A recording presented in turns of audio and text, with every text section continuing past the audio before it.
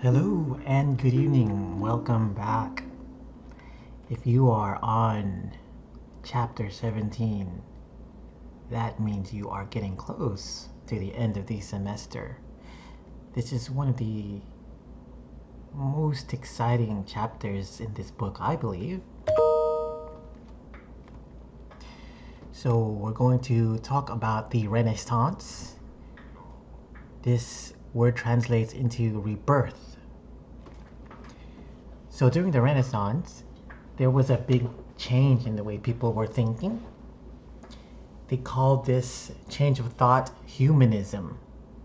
Humanism can be looked at as this new philosophical, literary, and artistic movement.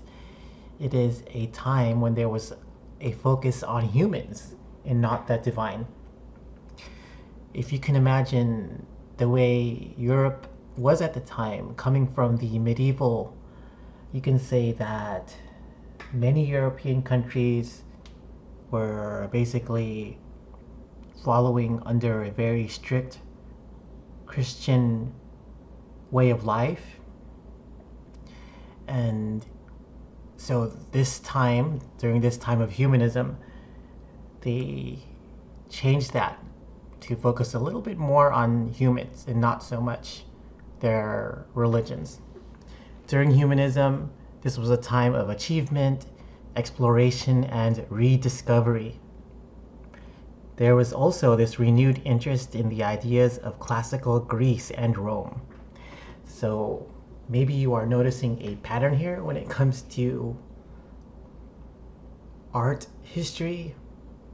We can say that much of the Western world is inspired by what is happening in Europe, in that they are very much inspired by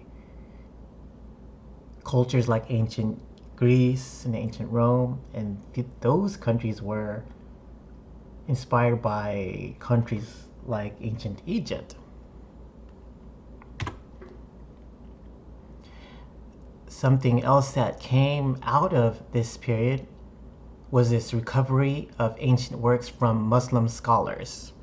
And that is something that not too many people know about when it comes to this time period. You can say that this recovery of ancient works from the Muslim scholars was really about the way the Islamic people brought their technology into the European countries. They were experts at welding, they were experts at working with many different metals.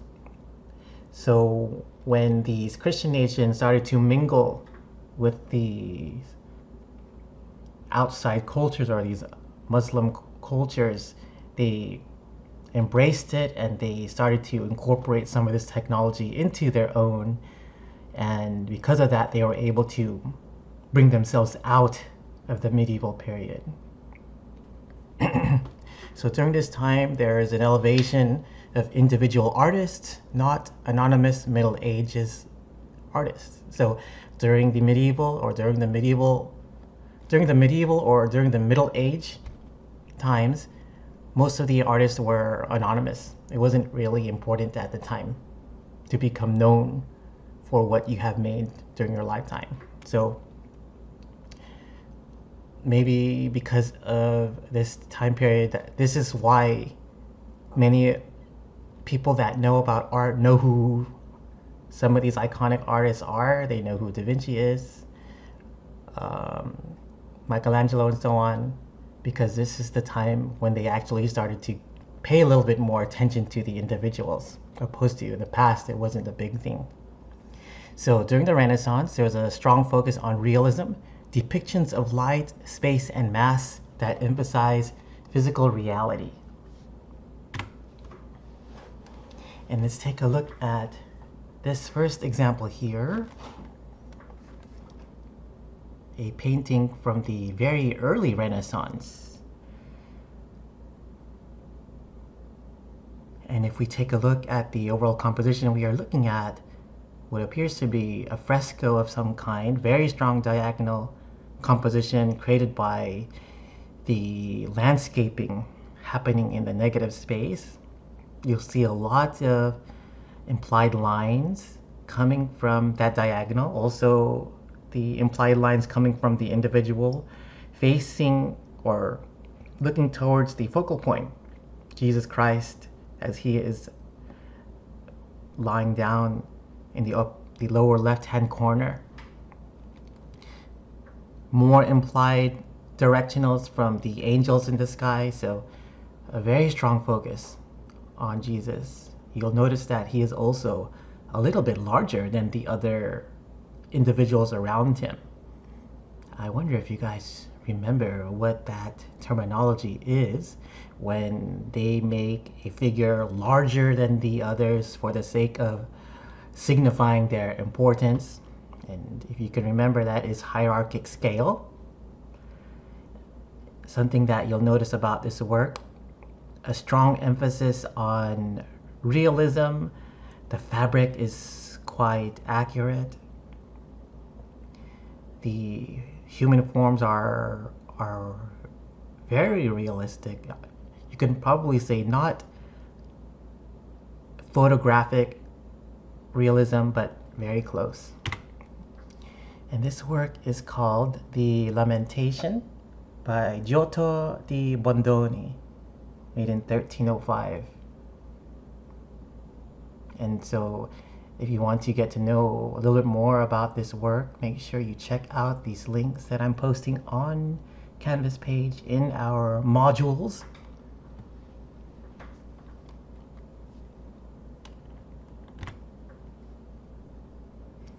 And now we're looking at another work also from the early Renaissance. Something you'll notice about this work here is that it feels very similar to the work by Giotto, the work we just looked at, in terms of their realism. Something that you'll notice that the negative space is treated a little bit differently. It seems as though the artist put a little bit more attention in trying to capture that sense of depth. So we have Jesus Christ in the center, we have the Father behind him, we have beside him Mary, and I believe it is Saint Thomas, the patron saint of Italy. And we also have two figures on the farthest corners, the lower left and lower right corners, and I believe they were the patrons of this painting. And if you look at this lower register and you see what's happening there, you'll see a skeleton, and there are some text. I believe it is written in, I'm going to say, Latin. And so it's very interesting to see how these paintings are unfolding. I'm not sure if we ever talked about this before, but if you ever see skulls or skeletons in a work of art, we call that a memento mori, or a reminder of our death. And if I can remember the translation of the Latin words underneath, right above the skeleton, if I can remember it, it says something along the lines of, I am what you will become. So very interesting to have that there. And so this work is called The Holy Trinity by Masaccio. Masaccio is the first artist to use this systematic use of linear perspective. We studied a little bit of linear perspective when we talked about the elements of design and we talked about space. It was one way for artists to create a little bit more believable depth when it comes to rendering the background. And if you can examine this one point perspective, you can say that the vanishing point is somewhere below the base of the cross. And so during the Renaissance, during the early Renaissance, you can say that there was development in terms of creating form and capturing depth. they were getting a little bit better at painting things that look like reality. Something about the Renaissance, the popularity of the nude subject. So in your mind, you're probably thinking something like ancient Greece and ancient Rome, because most of their statues were of the nude subject as well. So again, when it comes to this time during the Renaissance, this idea of humanism, this rediscovery of ancient Greece. And now let's take a look at a bronze sculpture here. And this is the statue of David. Very famous story from the Bible. It is a depiction of David in his youth. You can see that he has a weapon on him, a sword. It's very decorative in that he's wearing a hat, a portrayal of the nude subject. You can see that he's stepping on the armor of Goliath. Something that I want you to take note of is the way he is standing. And so this is the statue of David by Donatello. Donatello is one of the more popular artists coming from the early Renaissance. And if you first glance at this sculpture, it looks very much like ancient Rome. You'll see that he's standing in a contrapposto pose. In other words, counterpoint or counter pose. This idea that when people stand, they usually put more weight on one foot over the other, so there's a tendency for us to lean. And that's what contrapposto was about. It was a way for many of the models at the time to stand for a long period of time. Not only does it have a little bit more of an expressive quality, outside of just standing straight and very stiff, it is more relaxing to stand in this manner. And so this is a sculpture from the early Renaissance by Donatello. Here is another sculpture also by the same artist, except that this is a different medium. Mary Magdalene, made in 1455. And so you're looking at this sculpture here, and you'll notice that she is portrayed in a different manner in comparison to what we would normally expect when it comes to looking at a sculpture from the Renaissance, or even if you were to compare it to sculpture from ancient Rome, it doesn't have that sense of idealism that you normally would see. Instead, you see Mary Magdalene portrayed, you could say she's portrayed elderly, with the way her hair looks very ragged, and it looks like there's more textures or wrinkles on her skin. And in a way, the artist is trying to portray Mary Magdalene in this different view, in this different perspective. Maybe it's a sign or a portrayal of Mary Magdalene after Christ has gone. And so there's a sense of loss. And if you check out the video on our Canvas page, you'll watch a video of an actual viewing of this sculpture in real life. And you get to see the textures of the wood and all of that. So check it out, it's really interesting. Something I like to say when it comes to looking at sculpture, it's really meant to be looked at from different perspectives. So whenever there's video, I would check it out. And so now we're looking at another painting, and this is also from the early Renaissance, and it is transitioning into the High Renaissance, which is something that we're going to talk about in just a bit. And so we are looking at this painting, and maybe some of you have seen it. It's been used a lot in popular culture. This painting of Venus on the clam, and we have these angels surrounding her.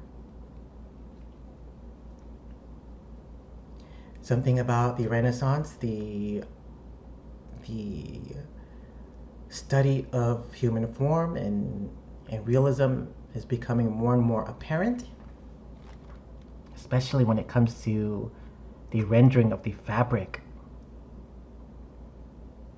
So when we are looking at this painting in terms of its subject matter, you're probably thinking, this feels very different from the works we've seen earlier. And you're probably asking, how is it different? It is not a painting that you would see from the Bible. It's not a Christian image. So this is actually more of a pagan work.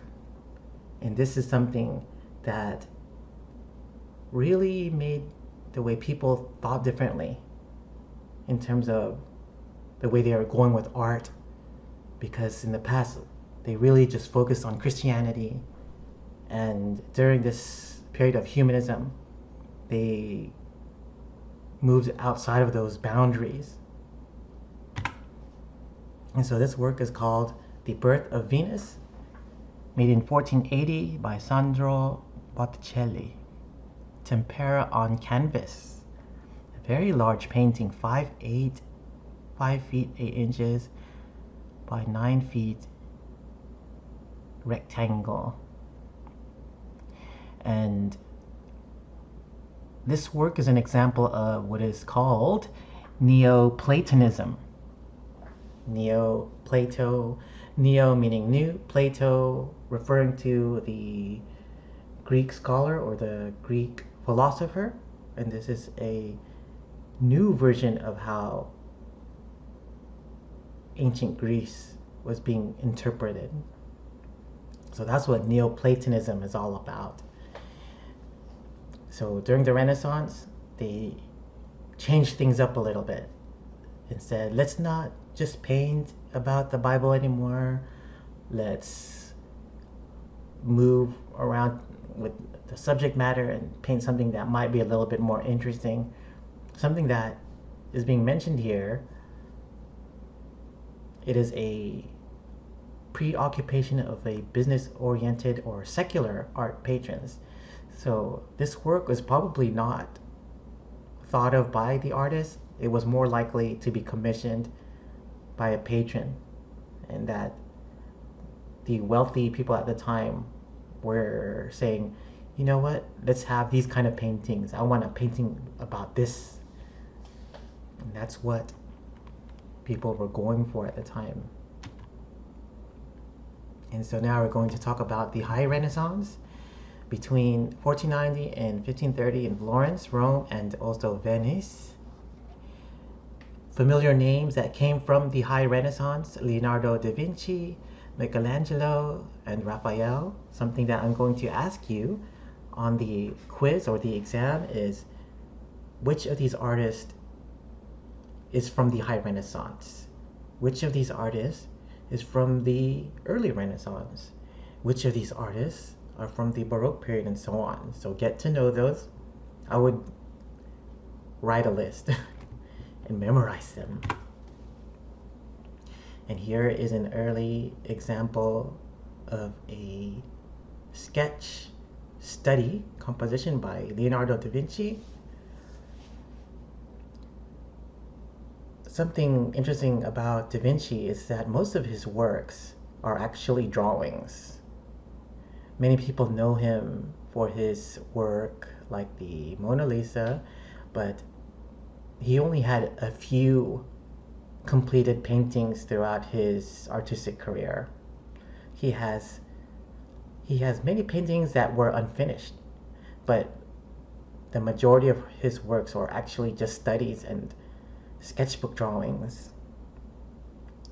something about Da Vinci. He would go into a morgue and he would dig up cadavers and he would cut through them and he would draw the insides of bodies. And if if anything, he was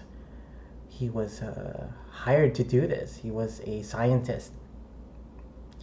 And if you look at his sketchbook, you'll see that his writing is reversed.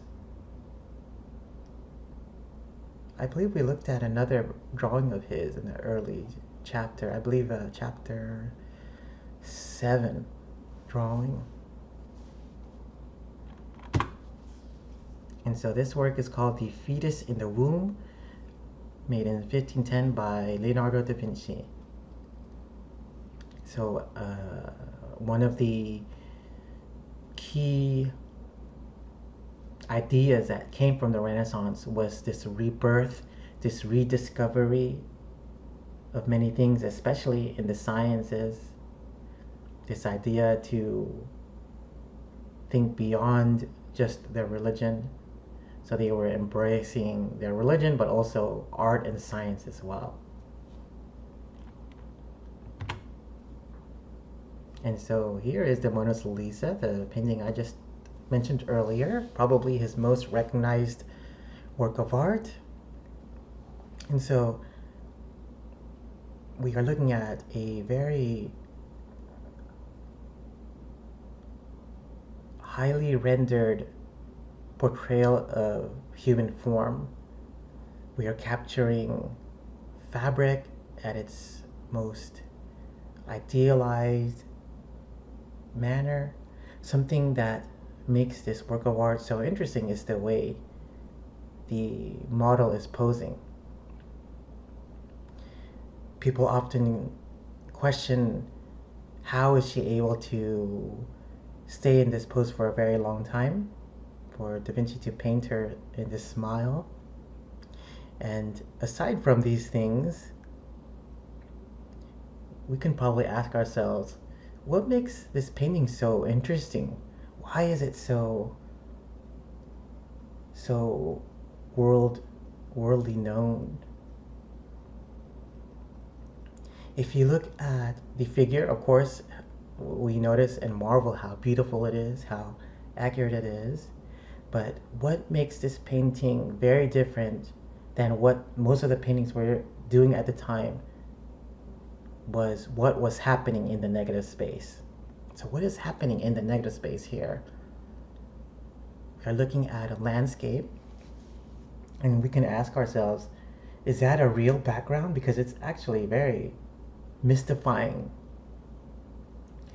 Da Vinci made up a lot of his backgrounds, a lot of the landscapes that he painted in the negative space were made up. And you can tell that Da Vinci was he wasn't very much of a color artist. Most of his works are somewhat flat or just variations of darks and lights, but in this painting he actually played around with color a lot, and you can see hints of the color wheel in the negative space, the analogous treatment of color, oranges to reds to yellows to greens to blues. And so that was something that Da Vinci did in a very unique manner in comparison to many artists. So there was so many different things going on with this painting that made it so popular.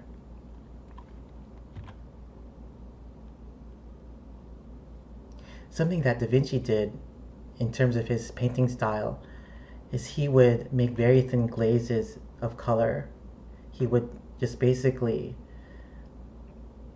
have the oil paint, the pigment.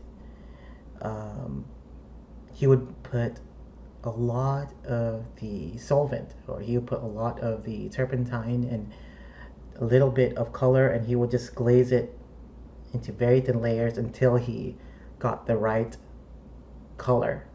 And his style of painting is called a sfumato.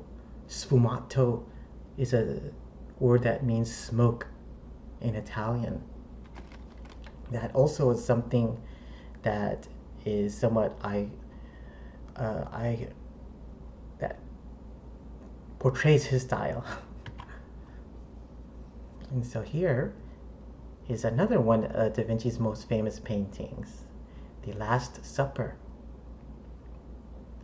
Something that you'll notice about this work of art is that the quality is not as strong as the others. The painting is actually done on a fresco wall, so the wall itself is starting to crumble, and so what people are saying now is that only about 25% of the original painting is there. So it's actually a lot less visible than what we are looking at right now. And so this painting is one of the most reproduced paintings in the whole world. So we have Jesus in the very center. You'll notice the one-point perspective happening. These lines coming from the corners and also from the ceiling, all leading towards him in the center. Something that you'll notice slightly behind Jesus is a pediment. That this is part of the architecture inside a house, usually above a doorway, and so that it's actually creating a half circle shape. And so what is interesting about Da Vinci is that he often puts a lot of different symbologies and iconographies within his paintings that aren't exactly obvious. And so if you can imagine that pediment behind him, that it is the circular shape behind him. If you can imagine it making a full circle, that would look like a halo behind Jesus, signifying his divinity. If you look at Jesus and you look towards his right, you'll see St. Thomas with his finger pointing up, signifying the resurrection. And let's look to the left of him. We have St. Peter, and that he's the one that looks angry. He's the one that is holding a knife that is pointing away from Jesus. And that, if some of you may know the story about St. Peter's, he was one of the first ones to be angry that Jesus was to be arrested and so on. Right next to St. Peter is Judas, and that he's being portrayed with his head slightly turned away from Jesus. You'll notice that he is holding a bag on his right hand, that he's clutching this bag of money. If you're not familiar with the story behind him, he is the one that led to Jesus' arrest. You'll notice that his left hand is stretched out as though he's supposed to be grabbing something, when in reality he's spilling one of the salt containers. And that in Italy there's an old saying that if someone were to spill salt, that means that they are betraying their master. So there's a lot of really interesting iconographies happening here. Some other somewhat hidden symbologies is this idea that if you look at the 12 apostles, that they are actually grouped in threes. So threes, we have three, we have 6 on one side, 6 on the other side, and that they are divided into 2 subgroups. And so you probably know that the 3 is a very important number in Christianity, symbolizing the Holy Trinity. So again, many different interesting symbologies within this painting.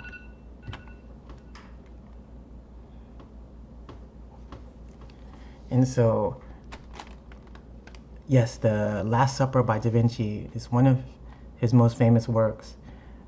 Something that I mentioned earlier, it is one of the most reproduced works of art in Western art. I'm going to go ahead and pause. This is the end of part 1 of this chapter on the Renaissance.